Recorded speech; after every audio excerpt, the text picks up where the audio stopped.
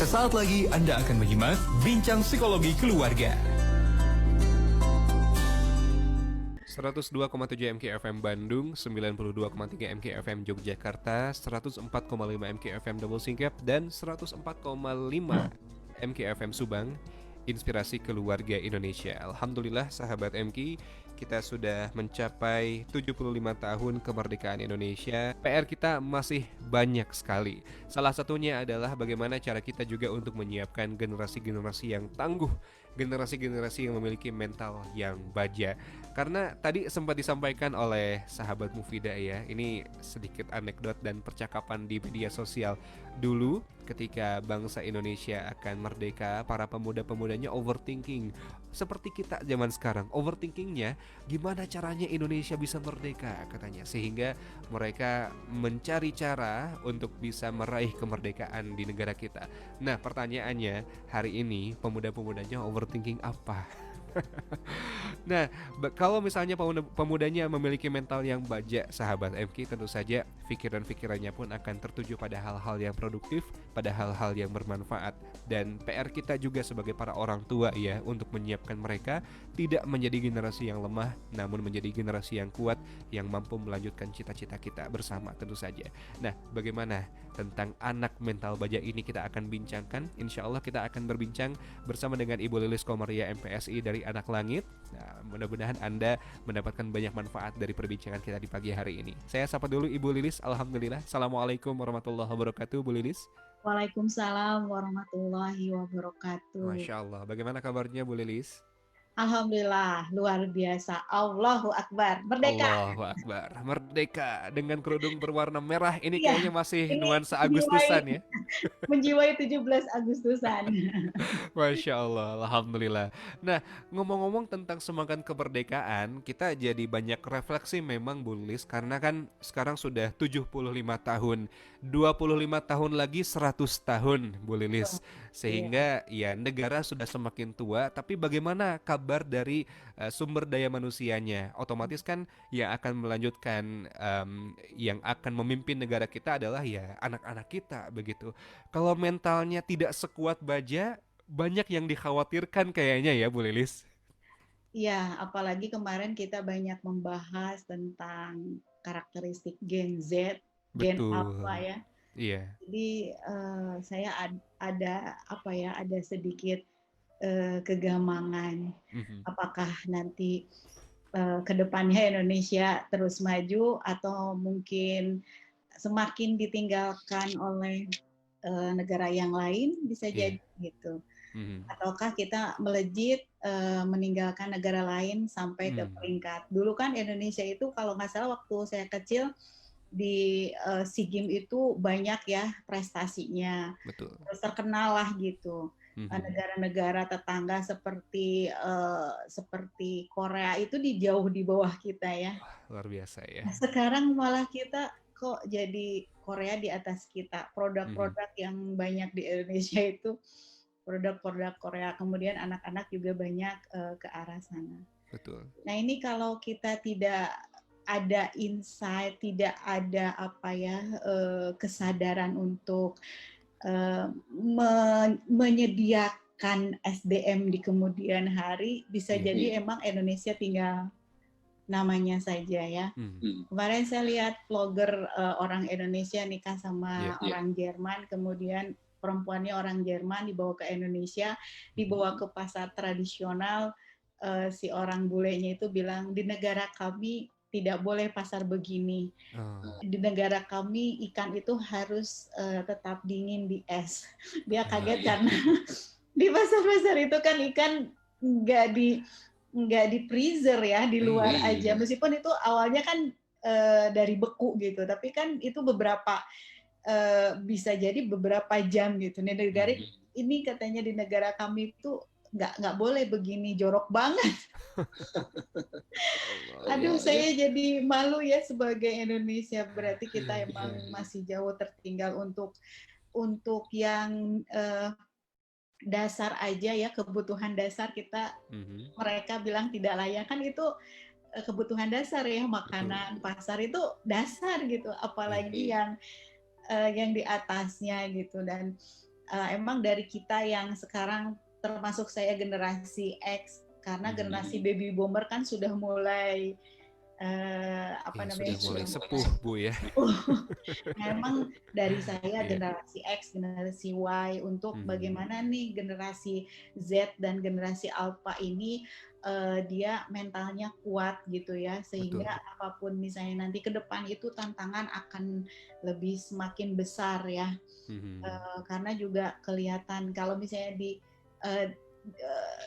bumi ini kan lama-lama misalnya banyak polusi. Zaman dulu waktu saya kecil, anak-anak yang gangguan konsentrasi itu tidak harus diterapi. Kenapa? Karena alam cukup menterapi, permainan alam. Nah sekarang permainan aja, terus saya jarang menemukan tanah merah ya. Dan mungkin ditemukan di daerah-daerah masih ada, dan sekarang juga di daerah-daerah banyaknya pakai aspal kan gitu ya. Di gunung-gunung kan pakai aspal juga. Nah ini jadi sekarang yang terapi itu harus terapi gitu ya. Nah itu jadi tantangannya semakin besar, apalagi di era kemarin kita bahas di dunia internet ya. Cyber ya. Dan cyber itu. Betul. Nah itu juga banyak, dan emang saya pikir anak-anak yang akan leading di kemudian hari, anak-anak yang akan bisa survive di kemudian hari, anak-anak yang bukan cerdas secara kognitif, karena kecerdasan kognitif intelektual itu sebenarnya sudah jauh-jauh hari kan, itu berlaku ketika zaman era industri kan, di mana misalnya IQ itu sangat mempengaruhi untuk bekerja di pabrik, di perusahaan. Nah sekarang emang saya lihat emang banyak anak-anak yang IQ-nya tinggi-tinggi gitu ya, tapi juga mentalnya, klien saya bilangnya mental puyem. Puyem, Masya Allah. Jadi Lembek mental ya. lembek ya. Jadi mental puyem ini kebalikan dari mental baja. Betul. Kalau baja kan kuat istilahnya ya. Nah kalau puyem jatuh aja sudah bercerai-berai. Dipegang aja udah apa sih, udah jadi lemas gitu ya. Gitu. Ini kita perlu, ayo kita latih bagaimana anak kita biar mempunyai mental baja, karena mental baja itu harus dilatihkan. Kemarin dalam rangka memperingati HUT RI ke-75, Anak Langit kemarin ada lomba-lomba khusus untuk rumah aja sih sebenarnya. Lomba-lomba, kemudian sudah gitu ditutup, di sore itu kita menonton, saya dengan Pak Wasmin sengaja memilihkan film Forrest Gump. Ini untuk orang tua bagus sekali ya, banyak pembelajaran yang bisa diambil dari Forrest Gump ini, dan ini menunjukkan untuk ini loh mental baja gitu, anak-anak yang akan survive di kemudian hari. Jadi si Forrest Gump ini diceritakan, dan ini film ini diambil dari kisah nyata kalau dari resensinya. Jadi si Forrest Gump ini terlahir dengan IQ yang 75, berarti 75 itu di bawah rata-rata, yang borderline yang menuju di bawah rata-rata, segituan lah ya, di bawah rata-rata. Dan dia juga dilahirkan dengan kaki yang tidak bisa jalan gitu ya, jadi kakinya bengkok, sehingga dia harus, untuk jalannya itu dia harus pakai besi, sepatu besi, terus harus dari mulai betisnya itu dikasih besi gitu. Dan memang ceritanya luar biasa sekali. Saya sangat tertarik pada ibunya janda, bapaknya nggak kembali lagi. Kalau nggak salah bapaknya militer gitu, nggak pulang lagi gitu. Dan dia membesarkan anak, kemudian orang tuanya mengajarkan banyak keterampilan, diawali dengan paradigma ya.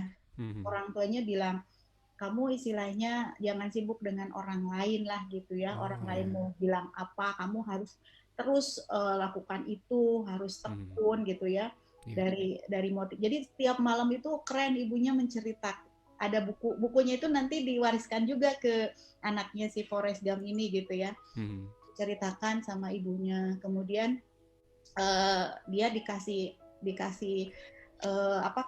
kaki yang dari besi itu, ibunya juga tidak memanjakan, jadi suruh pergi ke sekolah naik bis seperti layaknya anak-anak yang lain. Dan si Forrest Gump ini tentunya dibully sama teman-temannya kan karena lemah kan.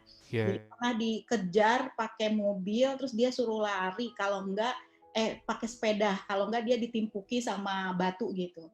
Nah terus teman perempuannya bilang ayo lari, nah dia lari gitu karena dia tiap hari lari untuk menghindari masalah, karena kan teman-temannya menimpuk. Akhirnya di suatu hari tiba-tiba dia kakinya kuat dan besinya itu karena larinya cepet, besinya itu bercerai-berai gitu ya. Dan dia kuat kakinya, dan sudah remaja juga sama masih dibully karena dia orang baik ya. Biasanya anak-anak yang IQ-nya rendah itu ada kelebihan dari Allah. Kelebihannya biasanya ini anak yang secara emosi, anak yang nurut gitu ya, anak yang polos gitu. Nah itu, nah ini dikerjain sama anak-anak yang pinter biasanya. Sampai dikejar sama mobil, terus dia emang tiap hari menghindari ya.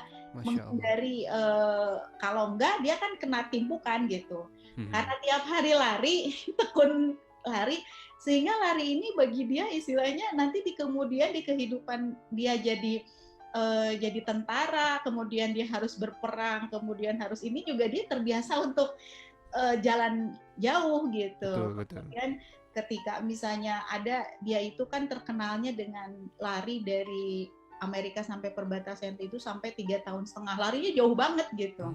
Dan emang kakinya jadi kuat gitu. Dan ini yang kemarin saya pengen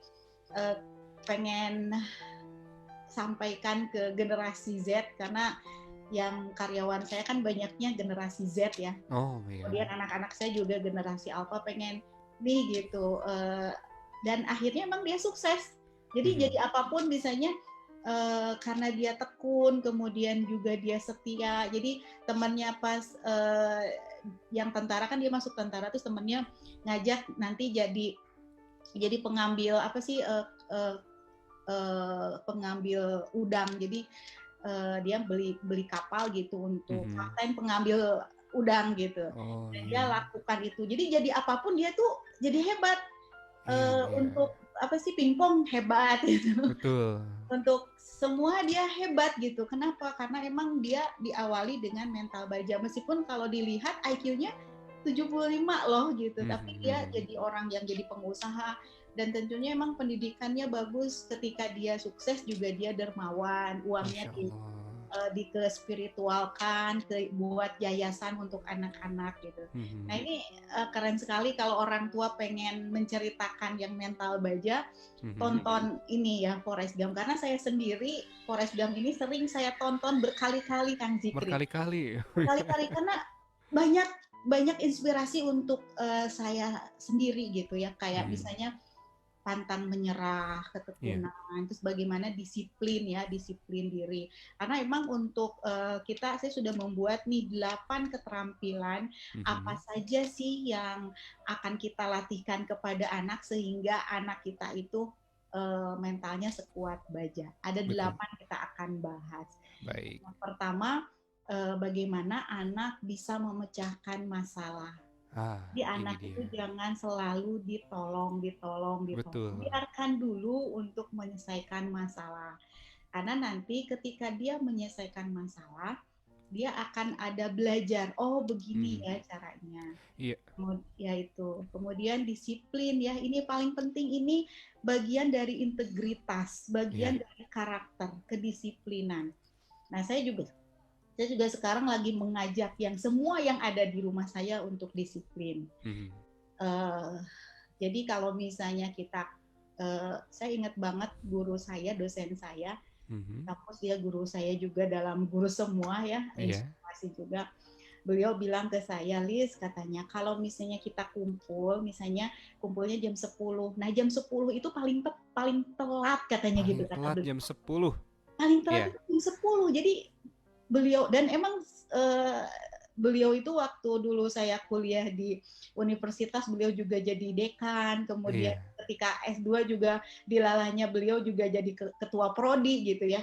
Dan emang dia disiplin banget gitu. Saya suka banget ke beliau. Jadi kalau misalnya kuliah dengan beliau itu jarang beliau itu kuliah tadi misalnya melewati 5 menit. Yang ada juga biasanya beliau 15 menit sebelum pembelajaran sudah ada di kelas, Masya sudah Allah. duduk, sudah menyiapkan gitu. Nah ini keren. Nah di sini juga kemarin juga saya dibuat kesal sekali untuk anak-anak Gen Z ini nih di anak-anak gitu ya. Jadi udah chatnya udah jelas tuh, ngumpul jam 15.30 asal bersama, kemudian kita langsung nanti akan menonton si Forrest Gump ini untuk nanti kan karena waktunya lama jadi jam maghrib itu udah beres gitu. Udah beres semua. Tapi kalau ngulur-ngulur kan akhirnya ngulur-ngulur juga dan mereka sendiri yang ini. Dan akhirnya ya kesal sih ada, tapi emang pikir-pikir ya udahlah. Saya bilang saya akhirnya ke mereka untuk menghargai waktu. Kalau wal asri ini ajaran Islam loh, bukan ajaran saya. Kalau ajaran saya nggak usah diikuti, saya bilang. Ini ajaran Islam, saya lihatkan Al-Qur'annya. Ini wal asri, demi waktu sesungguhnya manusia itu merugi. Jadi kita harus menghargai waktu. Jadi nanti kalau misalnya, saya kasih kesempatan nih, nggak akan ada reward punishment, saya bilang. 2 kali pertemuan lagi, saya lihat. Kalau 2 kali pertemuan masih begitu, ya saya akan mengkondisikan semuanya dengan reward punishment. Tentunya ada konsekuensi kalau telat gitu. Karena emang kan saya pengen minta kesadaran. Tapi nyatanya nggak bisa, Kang Cikri. Masya Allah ya. Kan pengennya misalnya dosen itu minta kesadaran di mahasiswa itu masuk dong kuliah gitu. Tapi kan kenyataannya mahasiswa itu ada sebagian yang masuk. Tapi ada juga nyantai nggak masuk kuliah gitu ya.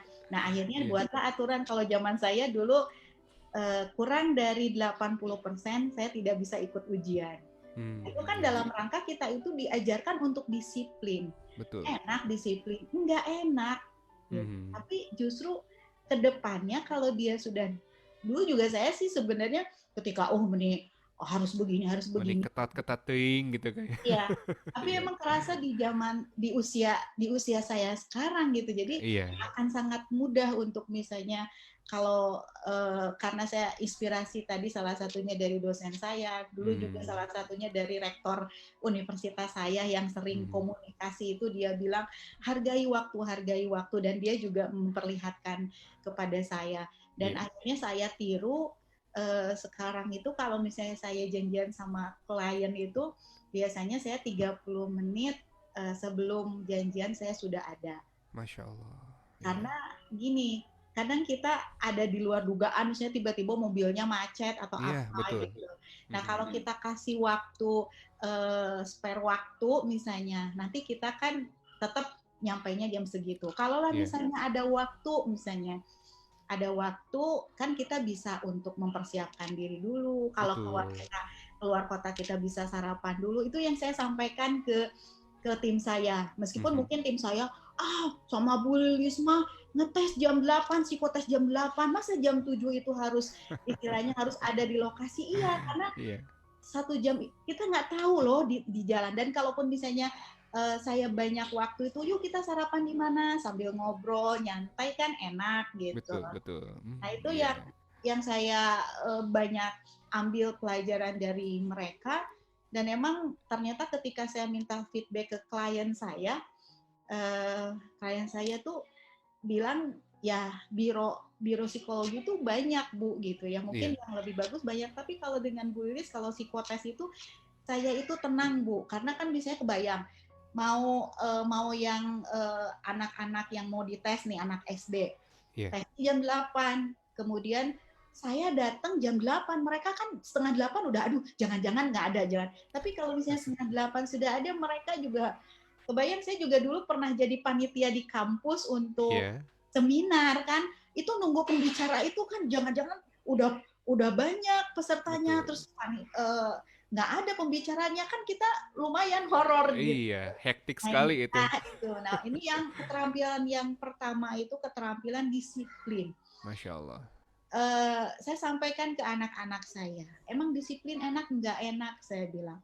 Kalian harus bangun jam 3 lebih 15 menit, kalau enggak bangun, kalau lebih jam 3:30 bangun kalian kena sanksi, itu nggak enak.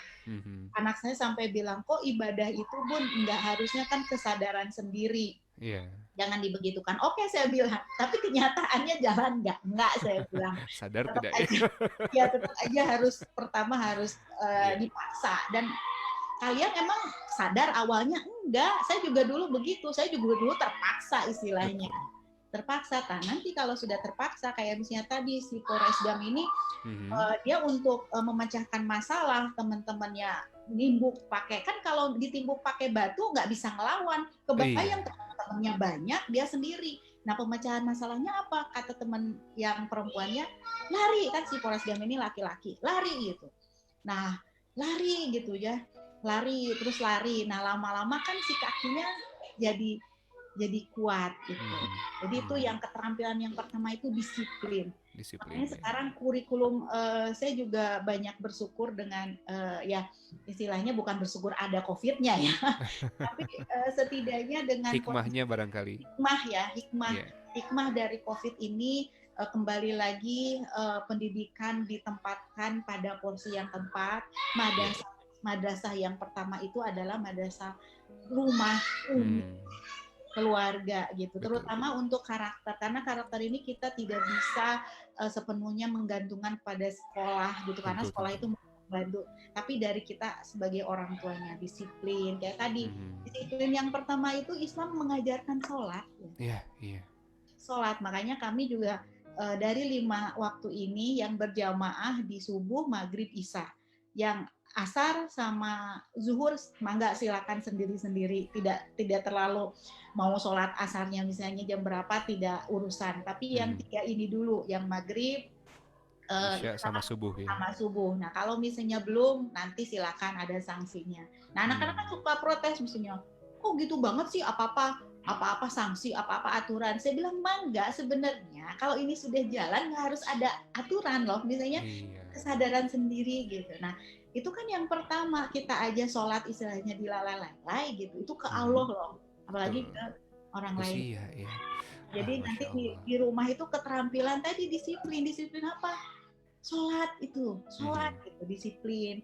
Terus yang nanti kalau udah sholat yang lainnya, misalnya bangun tidurnya, disiplinnya. Jadi buat kurikulum di rumah itu kayak ada schedule, ada jadwal dari bangun pagi sampai nanti tidur lagi itu apa saja.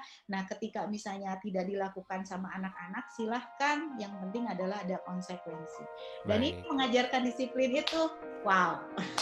Kadang juga, ya ini saya menceritakan ini bukan berarti kan nggak boleh gitu, gampang kok anak, enggak gitu. Ada tantangannya, apalagi kita orang tua, saya juga kadang masih manusia, masih agak terpancing dengan nada tinggi gitu ya.